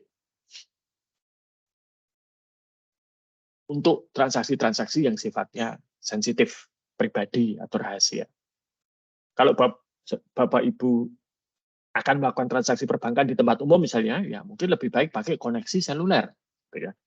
Jadi Wi-Fi itu kan menggunakan gelombang pada frekuensi publik, frekuensi yang bebas digunakan oleh siapa saja. Ya. Frekuensi 2,4 GHz dan 5 GHz itu memang frekuensi bebas. Jadi siapapun bisa menggunakan. Nah, tapi kalau Bapak Ibu menggunakan jaringan seluler untuk transaksi yang sifatnya rahasia, itu aman. Relatif lebih aman. Jauh lebih aman. Ya. Saya tetap mengatakan relatif karena tidak bisa 100% aman. Kenapa? Karena frekuensi yang dipakai perusahaan telepon seluler itu frekuensi yang diregulasi secara ketat. Hak pakainya saja bayar. Gitu ya. Berapa miliar gitu kan. Jadi perusahaan seluler itu harus bayar ke pemerintah hak untuk memakai. Kemudian perangkatnya sendiri juga mahal. Perangkat BTS itu kan mahal sekali. Sehingga tidak setiap orang itu bisa punya. Tapi kalau WiFi itu Bapak Ibu beli access point di toko mungkin ya 400.000 sudah dapat yang bagus ya. Sehingga bisa bikin WiFi di rumah. Ya. Nah, maka paling aman adalah telepon seluler karena telepon seluler itu jaringannya terbatas, bukan jaringan bebas. Ya. Nah, kemudian ada enkripsi. Ini ya, enkripsi itu teks yang kita masukkan itu akan diacak. Sehingga kalaupun itu disadap, itu yang mengacak tidak tahu. Oke, nanti saya demonstrasikan. Oke, jadi ya seperti ini. Jadi informasi dikirim, diacak dulu, nanti oleh penerima bisa dibuka, ya, diacak. Nah ini, salah satu kunci kekalahan tentara Kekaisaran Jepang di Perang Dunia Kedua itu adalah karena enkripsi yang mereka pakai itu berhasil dipecahkan oleh Angkatan Laut Amerika Serikat. Sehingga Angkatan Laut Amerika Serikat tahu pergerakan tentara Jepang. Ya, zaman itu ya belum ada radar, belum ada satelit, itu sudah tahu. Kenapa? Yang membocorkan orang Jepangnya sendiri. Kenapa? Ya, kuncinya sudah ketahuan. Bahkan pada waktu itu sampai tentara Amerika Serikat itu tahu pergerakan dari arsitek penyerangan Pearl Harbor, Admiral Yamamoto. Ya, itu sampai tahu dia mau terbang kapan, pakai pesawat apa itu tahu. Sehingga dalam satu waktu ketika Admiral Yamamoto ini akan kembali ke Jepang, pesawatnya disergap di tengah jalan. Kenapa? Ketahuan pesawatnya yang mana, lewat mana, itu semua ketahuan. Ini, ya. Oke. Nah, lalu bagaimana dengan sistem-sistem yang sifatnya itu butuh 100% tersedia? Ya. Seperti milik Google, milik perbankan, gitu. Coba kalau bank itu, sistemnya mati 1 jam saja. Wah, berapa kerugian? Ya. Berapa transaksi yang bisa diproses? Padahal setiap transaksi itu bank memungut biaya. Ya. Berapa banyak orang yang tidak bisa transaksi pada 1 jam? Gitu. Nah, maka kemudian untuk sistem-sistem seperti ini dibutuhkan yang namanya fault tolerant system. Ini semua perangkatnya dibuat lebih dari 1. Kalau komputer gitu ya prosesornya lebih dari 1. Hard disk-nya lebih dari 1. Power supply-nya lebih dari 1. Bahkan kalau misalnya sedang jalan pun rusak, dicabut tanpa perlu mematikan, ganti yang baru bisa. Ya. Lokasi pusat datanya lebih dari 1. Seperti Google itu punya banyak lokasi pusat data di seluruh dunia. Sehingga kalau 1 terganggu, itu bisa segera diambil alih perannya oleh yang lain. Sehingga tidak akan mati. Ya. Teorinya begitu, meskipun sebetulnya juga beberapa kali sempat mati. Ya. Oke. Nah, lalu bagaimana dengan cloud? Ya, kita kan sekarang banyak yang pakai jasa cloud. Cloud ini juga sama, ya, keamanannya juga. Sebagian sudah ditanggung oleh pemilik atau penyedia jasa, tapi sebagian itu adalah tanggung jawab kita. Kita pakai cloud yang paling mahal dan paling aman, tapi kalau passwordnya mudah ditebak ya sama saja. Gitu ya. Ini. Nah, lalu yang berikutnya itu adalah keamanan pada perangkat bergerak atau mungkin smartphone, tablet, laptop gitu ya. Ini harus benar-benar dijaga ketat. Ada satu bekas mahasiswa saya itu bekerja di satu perusahaan sebagai internal auditor. Dia diberi laptop, tapi laptopnya itu ya nggak ada CD, DVD drive-nya nggak ada. Lalu USB-nya mati semua. Ya, nggak bisa nginstal apapun, nggak bisa connect internet. Itu hanya bisa digunakan untuk kerja. Jadi nanti dia sudah dibekali program untuk audit, itu ya, datang ke perusahaan-perusahaan, lihat bukti-buktinya, lalu dia masukkan ke dalam software, nanti itu akan dibuat laporan. Ya hanya itu saja, nggak bisa untuk main game, nggak bisa apa-apa. Jadi laptop yang dia bawa itu dikunci. Ya. Nanti kalau misalnya itu dicuri, dibuka pun ya nggak bisa karena sudah dikunci. Gitu ya. Ini.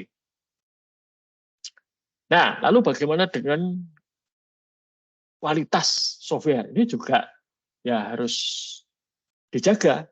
Karena software yang tidak berkualitas itu bisa mematikan, Bapak Ibu sekalian. Ya. Jadi kalau selama ini Bapak Ibu itu menggunakan softwarenya kurang bagus kualitasnya, apa yang terjadi? Ya paling-paling komputernya crash. Ya. Biru-biru itu lalu nggak bisa dipakai. Ya sudah, nggak ada yang mati dengan itu. Tapi software itu kan tidak hanya di laptop atau di smartphone, tapi juga berada pada perangkat-perangkat yang lain. salah satu kegagalan software paling spektakuler sampai sejauh ini yang barusan gitu ya, itu adalah jatuhnya pesawat Boeing milik Lion Air. Itu kesalahan software. Salah satu penyebabnya ya. Penyebab utamanya itu adalah kesalahan software. Jadi Boeing itu mengubah software tapi tidak memberitahukan kepada pilot. Jadi ketika pesawatnya itu naik gitu, tiba-tiba turun gitu ya, karena softwarenya memerintahkan pesawat turun. Nah, pilotnya nggak tahu tarik-tarian antara pilot dengan pesawat, siapa yang menang ya pesawatnya gitu kan, jatuh. Nah itu software. Lalu juga pernah ada software yang digunakan untuk mengendalikan mesin terapi radiasi untuk penyakit kanker. Nah, itu softwarenya keliru. Dampaknya bagaimana? Banyak pasien yang mati karena keracunan radiasi. Nah ini. Jadi software yang tidak berkualitas atau kualitasnya buruk itu mematikan, bisa mematikan. Ya. Kalau itu berada pada perangkat-perangkat yang sifatnya kritis, pesawat, mesin radiasi tadi, itu ya. Nih. Oke. Nah baik, mungkin sebelum saya teruskan, saya akan ini ya, pamer dulu yang namanya enkripsi itu seperti apa.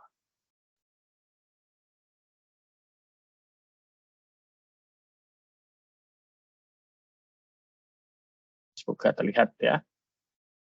Oke. Bentar, saya share lagi screen-nya. Apakah sudah terlihat ini, Bapak Ibu sekalian?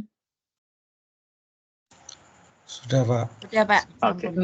Baik. Jadi ini adalah enkripsi dengan algoritma yang namanya SHA-256. Ini termasuk salah satu. Jadi misalnya saya ketikkan di sini nama saya Anje, Haji Sarosa. Ini nanti outputnya apa? Akan muncul.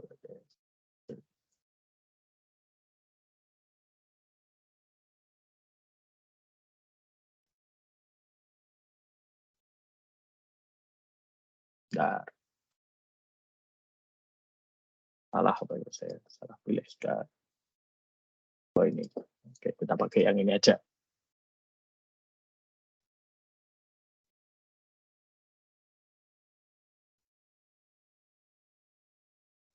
Misalnya ini.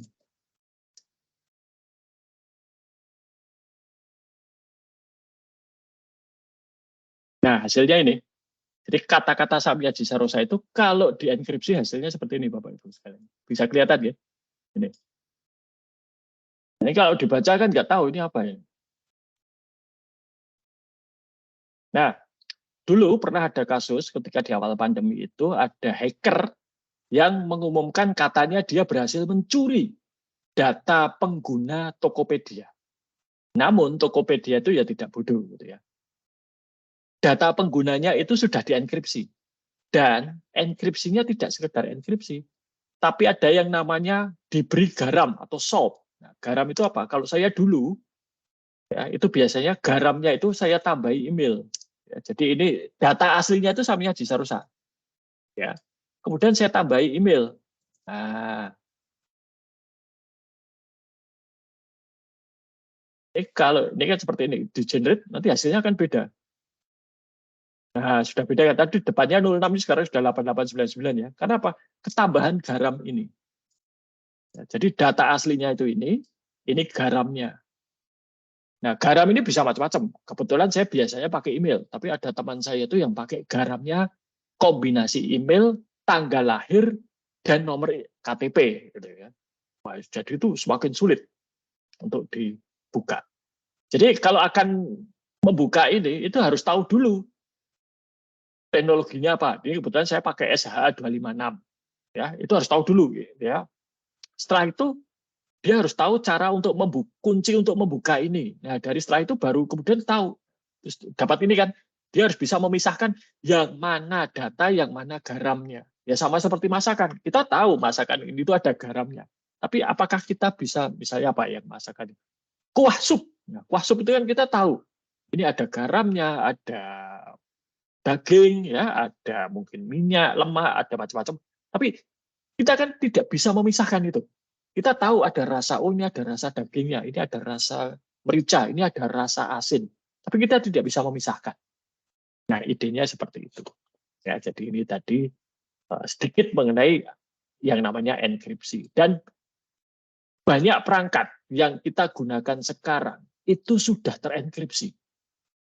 Nah, kalau Bapak Ibu menggunakan WhatsApp, nah itu pesan WhatsApp yang ada di smartphone Bapak Ibu itu sebelum dikirim ke servernya WhatsApp itu dienkripsi dulu. Nanti baru dikirim ke server WhatsApp, lalu oleh server WhatsApp dikirim ke penerima.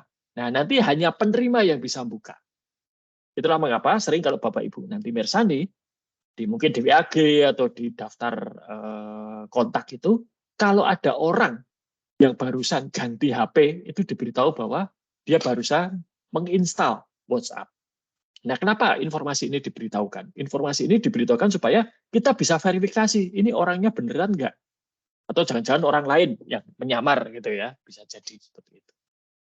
Baik, itu mungkin materi kita hari ini. Monggo kalau ada pertanyaan.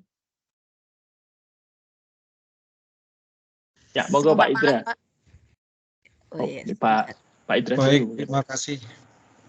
Terima kasih Pak Samiaji. Okay. Berapa bulan yang lalu, sebulan yang lalu ketika kita kuliah offline itu, sekolah saya kan lagi mengadakan ANBK. Kemudian ANBK itu komputer-komputer itu terkoneksi dengan jaringan WiFi. Lalu ketika kita kuliah, biasanya yang menghormati WiFi itu kan saya. Itu tiba-tiba, sebelumnya saya tempatkan ada 2 ISP di situ, satu punyanya pemerintah, satu punya swasta. Nah, yang punya swasta itu tiba-tiba itu semua routernya itu kembali ke settingan default, termasuk yang di kelas dan lain sebagainya. Ada 5 yang saya pasangkan itu pakai perangkat pakai ISP-nya swasta, karena menurut saya itu jaringannya yang paling bagus dan itu yang dibutuhkan oleh orang-orang tertentu. Nah, apakah itu salah satu gangguan dari mungkin kayak ada gangguan hacker dan lain sebagainya. Kemudian yang kedua, kemudian saya memutuskan karena kebetulan habis kontraknya yang swasta ini, saya memutuskan untuk ganti. Kemudian sama yang baru ini dipastikan bahwa untuk perangkat komputer yang di kelas maupun yang di lab komputer itu semuanya pakai jaringan LAN. Kemudian kalau kalau laptop dan HP itu pakai WiFi tapi jaringan terpisah, dan setiap guru dan murid itu diberi seperti di UIJ, jadi setiap murid itu ada passwordnya sendiri dan masuknya 2 kali seperti itu. Itu akhirnya saya deal supaya memikirkan keamanan gitu Pak. Jadi apakah kejadian saya yang pertama itu merupakan salah satu gangguan keamanan Pak? Terima kasih Pak. Kalau gangguan keamanan dalam artian luas, iya Pak. Karena kan tadi gangguan keamanan itu bisa termasuk kegagalan software dan hardware, Belum tentu gangguan keamanan itu adalah satu tindakan yang disengaja. Dalam hal ini, dugaan itu lebih besar kepada gangguan yang tidak disengaja. Namun, untuk menentukan itu memang perlu tadi ahli forensik sebetulnya untuk melihat ini sebetulnya ada apa sih, gitu kan? Dan ya terus terang juga bukan bidang saya, jadi saya tidak bisa menilai Pak Indra aja. Tapi kalau itu gangguan tanpa ada tindakan disengaja, mungkin juga sebetulnya. Ya, jadi apalagi perangkat komputer ini kan sangat sensitif terhadap gangguan alam ya, listrik gitu ya, ada nanti hujan petir saja bisa terganggu. Jadi itu terus terang tanpa melihat lebih lanjut ya agak sulit untuk menentukan apakah itu disengaja atau tidak. Gitu. Tapi ya berpikir positif kemungkinan itu tidak disengaja sih. Dan yang saya heran itu kan biasanya yang swasta itu selalu memantau, Pak. Ya. Jadi karena setiap router itu kan diberi IP masing-masing. Biasanya kan IP defaultnya kan belakangnya 0.1. Nah, itu IP-nya berubah menjadi default semua itu. Jadi sehingga jaringannya nggak bisa terkoneksi gitu. Dan pihaknya sana juga nggak tahu. Iya. Dan, karena seperti itu kena gangguan listrik dia bisa, Pak. Jadi gitu, ketika kena gangguan listrik, router itu sering istilahnya di reset gitu ya, mereset diri sendiri gitu. Otomatis gitu ya, Pak? Ya seperti atau ya rusak itu ya bisa seperti itu. Terima kasih Pak penjelasannya. Pak. Sami-sami. Pak Oktav, monggo.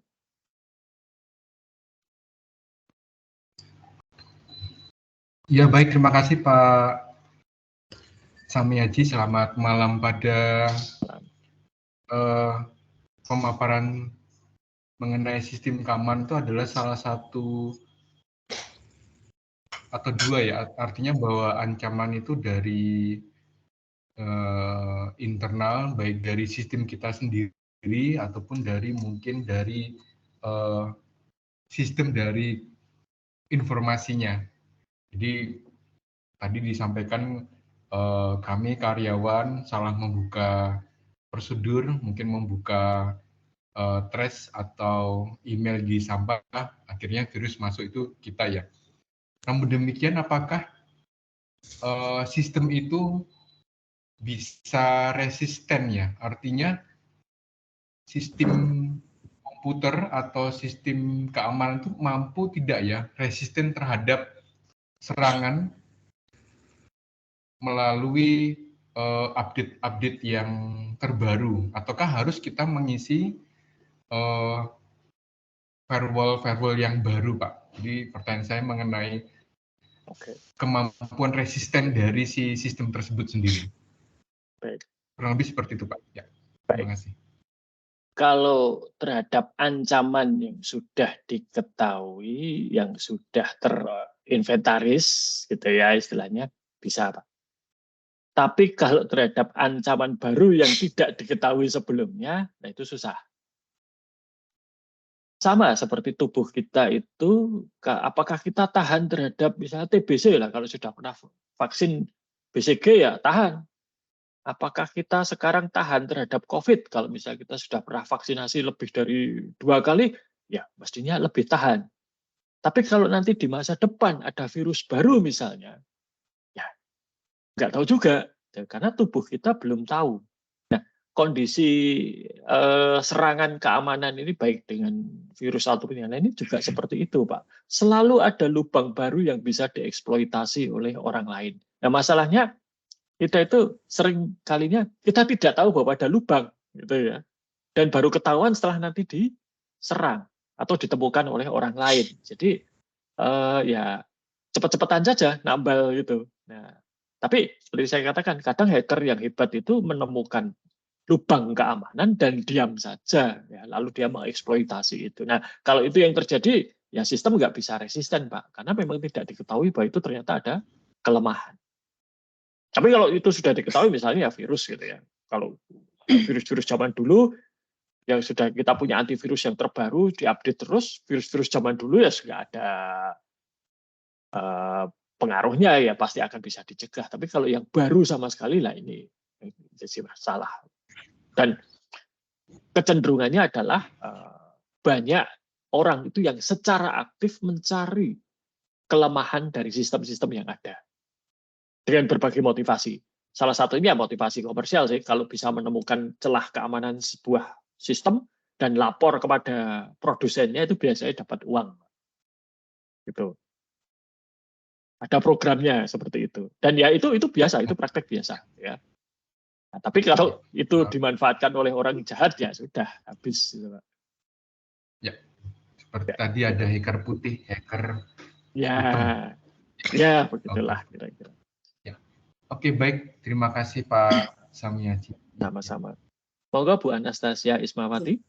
Baik, terima kasih Bapak. Sebelumnya mohon maaf kamera saya ada gangguan gitu. Tidak apa-apa. Bapak, izin bertanya Bapak. Yang pertama, ini di HP saya itu tadi saya buka Chrome. Mau mengetik ini materi keamanan sistem informasi cari-cari di internet. Nah itu tiba-tiba muncul ini, koneksi Anda tidak pribadi, penyerang mungkin berusaha mencuri informasi Anda dari www.studoku.com. Nah, apakah pemberitahuan ini merupakan istilahnya sistem dari HP yang melindungi privasi pengguna atau bagaimana, Pak? Nanti mohon pencerahannya untuk yang pertama. Kemudian yang kedua, itu tentang penggunaan flash disk, Pak. Itu kan istilahnya data ya, Pak. Ya. Itu ada pengalaman menarik di mana teman saya dari SMP Kesatrian itu intinya meminjami mau mengasih data ke teman saya yang satu yang guru swasta. Nah itu setelah mengkopinya selesai atau meminjamnya selesai itu bapaknya membuka flash disk di laptopnya terus bertanya, Ibu tadi ngopi data saya yang lain ya. Nah itu pertanyaan saya, apakah memang bisa diketahui ataukah tidak? Begitu saya baru berpikir sampai sekarang kok belum mencerna. Kemudian apakah dalam sistem flash disk itu apakah bisa data yang disimpan di flash disk itu tidak bisa di copy orang lain, Pak? Mohon pencerahannya karena memang saya kurang paham untuk hal-hal yang semacam itu. Terima kasih Bapak untuk pertanyaan. Kalau yang pertama tadi Chrome ya. Jadi sekarang begini, standar yang berlaku di browser ya, perambah gitu ya untuk menjelajah internet itu semuanya menggunakan protokol yang sudah dienkripsi. Ya. Nah, dan hampir semua website yang ada di dunia ini, terutama website-website yang terpercaya itu juga sudah mengimplementasikan sistem enkripsi tersebut. Jadi kalau Bapak Ibu masih ingat film tentang cara kerja internet itu ya, jadi data yang akan dikirim dari server itu ke komputer atau perangkat Bapak Ibu itu dienkripsi terlebih dahulu dan nanti baru bisa dibuka, dekripsi istilahnya, dibuka kacanya itu di perangkat Bapak Ibu. Nah, ini membutuhkan browser yang mendukung enkripsi dan server yang juga mendukung enkripsi atau website yang mendukung enkripsi. Nah, browser-browser modern itu kalau Bapak Ibu mencoba untuk mengakses satu situs yang belum memenuhi standar keamanan tadi, itu akan diperingatkan oleh browsernya. Awas loh, yang dikunjungi ini tidak mendukung enkripsi. Apakah berarti lalu tidak aman? Belum tentu juga, karena tergantung yang mau dikunjungi apa dan data yang diakses apa. Kalau mungkin seperti saya sering lihat berita-berita olahraga gitu ya nggak apa-apa lah gitu ya, mungkin tidak terlalu berpengaruh besar. Namun kalau Bapak Ibu itu kemudian mengunjungi situs internet banking kok ada peringatan seperti itu, wah itu harus waspada. Ini situs internet banking beneran atau palsu nih ya, karena kok tidak terenkripsi. Ya. Ini. Nah, jadi sebetulnya itu hanyalah peringatan kalau dari informasi yang saya terima ya Bu ya dari Ibu tadi, itu hanya peringatan. Awas loh yang akan dikunjungi ini tidak aman gitu ya. Maksudnya ya browser akan mengingatkan itu dan nanti kalau misalnya Bapak atau Ibu tetap melanjutkan ya resiko ditanggung sendiri begitulah kira-kira. Tapi sudah diperingatkan itu intinya. Nah, lalu kedua tadi terkait dengan flash disk ya. Kok bisa tahu gitu ya, kok filenya di-copy? Karena sebetulnya memang ini secara komputer forensik sebuah file itu dibuka berapa kali, asli atau kopian, sudah dimodifikasi atau belum, itu ada datanya. Hanya tidak kelihatan. Ya. Jadi ahli komputer forensik itu bisa melihat kalau mungkin zaman dulu itu ya, yang sering kan misalnya ada foto-foto dari selebritis yang dalam kondisi yang tidak layak publik misalnya ya. Wah itu fotonya palsu gitu kan. Nah, ada ahli forensik yang bisa melihat ini asli atau palsu itu. Misalnya foto saya tapi kepalanya diganti kepala orang lain. Nah, ini fotonya asli atau enggak sih? Gitu kan. Dan itu pernah terjadi ya Bapak Ibu. Foto jadi kepala saya, wajah saya itu ditempelkan ke foto ke badan orang lain itu pernah terjadi. Ya. Gara-garanya pada waktu itu pemilihan rektor dan saya mengajukan diri sebagai salah satu bakal calon gitu ya. Nah, tapi saya itu tidak punya foto dengan seragam. seperti ini. Ya, pada waktu itu saya belum berseragam. Lalu padahal kandidat yang lain itu semua fotonya pas foto pakai seragam. Gitu. Akhirnya oleh panitia kepala saya diambil dari foto tanpa seragam ditempelkan pada entah wajahnya apa badannya siapa menjadi berseragam. Gitu. Nah, saya kaget loh kok wajah saya jadi berseragam gitu kan. Itu. Nah, itu kelihatan kali itu bahwa ini sudah rekayasa itu di dalam filenya itu kelihatan sebetulnya. Dan itu tadi yang saya sampaikan sebagai ahli komputer forensik. Ya. Jadi ada ilmunya, ada alatnya. Hanya ya saya tidak tahu alatnya apa karena terus terang untuk belajar itu ya cukup banyak yang harus dipelajari ya. Itu sudah satu kuliah tersendiri yang saya tidak terlalu berminat sebetulnya. Tapi bisa. Lalu apakah datanya itu bisa dicegah untuk tidak di-copy gitu ya? Ya sebetulnya bisa. Namun juga itu sangat tergantung kepada satu, ya seberapa baik flash disk-nya. Ada beberapa flash disk itu yang memiliki fitur proteksi misalnya. Ya, saya lupa mereknya apa. Tapi ada juga yang tidak. Nah, maka langkah terbaik adalah kalau akan meminjamkan flash disk, yaitu dipastikan saja flash disk-nya itu isinya hanya data-data yang orang lain boleh melihat, gitu ya. Kalau tidak ya sebaiknya jangan, gitu kan. Jangan dipinjamkan, atau kalau tidak ya datanya dihapus dulu. Data dihapus pun ya bisa dikembalikan, ya, bisa dipulihkan lagi. Ada softwarenya, gratisan softwarenya itu. Saya itu pernah jadi salah satu bekas mahasiswa saya menikah, gitu kan. Menikah lalu resepsi, saya datang foto-foto. Seminggu kemudian dia telepon saya, Pak, punya software untuk memulihkan data yang hilang nggak? Loh, nah kenapa? Nah, ini foto-foto resepsi pernikahan kehapus, gitu ya. Waduh. Ya sudah, lalu saya perintah dia untuk download satu software kecil gitu ya, bisa kembali gitu ya. Jadi kalau dihapus pun itu bisa dikembalikan.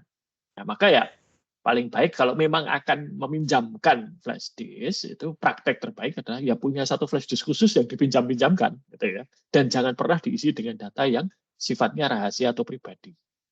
Ya, rahasia pribadi tetap ada di perangkat yang kita akses. Tapi ya gitu Bu, mungkin. Yes. Terima kasih saya Bapak. Jawab ya. Sama-sama.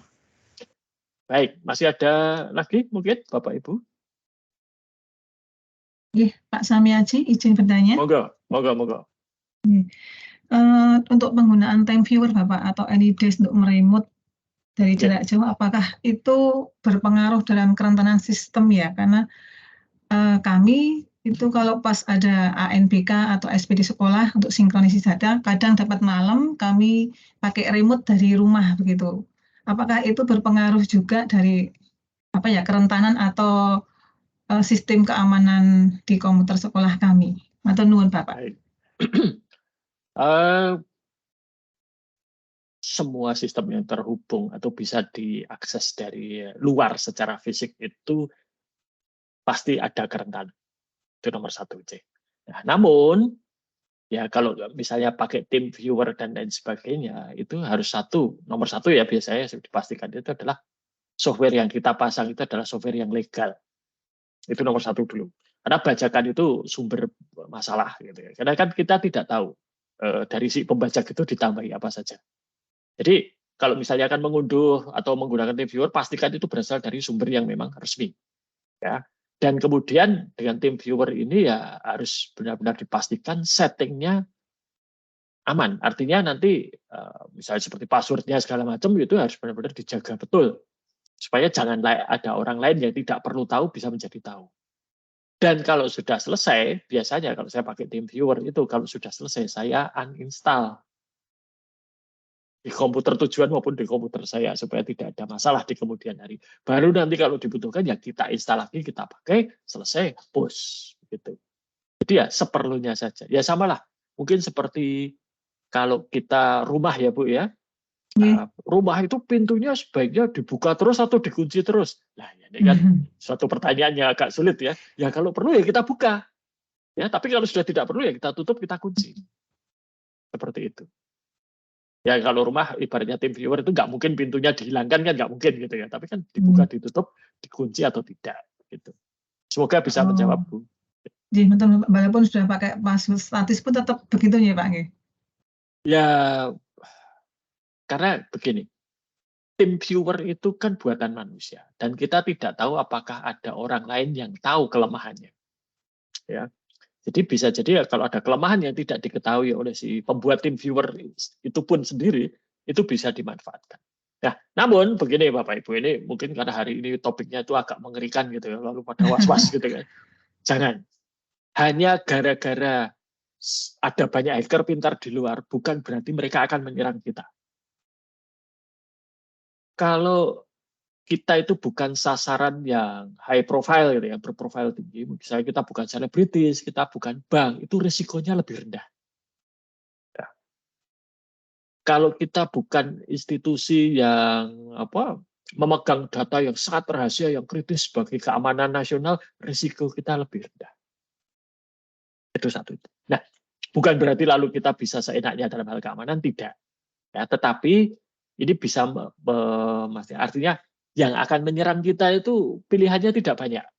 Dan yang punya kepentingan menyerang kita itu mungkin tidak terlalu canggih. Sehingga ya sebetulnya relatif lebih aman daripada yang lain. Jadi itu. Hanya karena di luar sana banyak yang pintar bukan berarti kita akan jadi korban, tidak. Ya, tidak seperti itu juga. Hanya dalam artian bahwa kita sudah harus bisa mengenali tadi yang saya sampaikan mengenai manajemen risiko. Risikonya apa sih? Ada nggak risiko kita dihack gitu? Ya ada, tapi seberapa besar risiko itu mungkin? Wah kecil, karena kita bukan perbankan, bukan institusi lembaga negara gitu ya. Yang mau menghack sekolah itu siapa sih? Ya paling toh.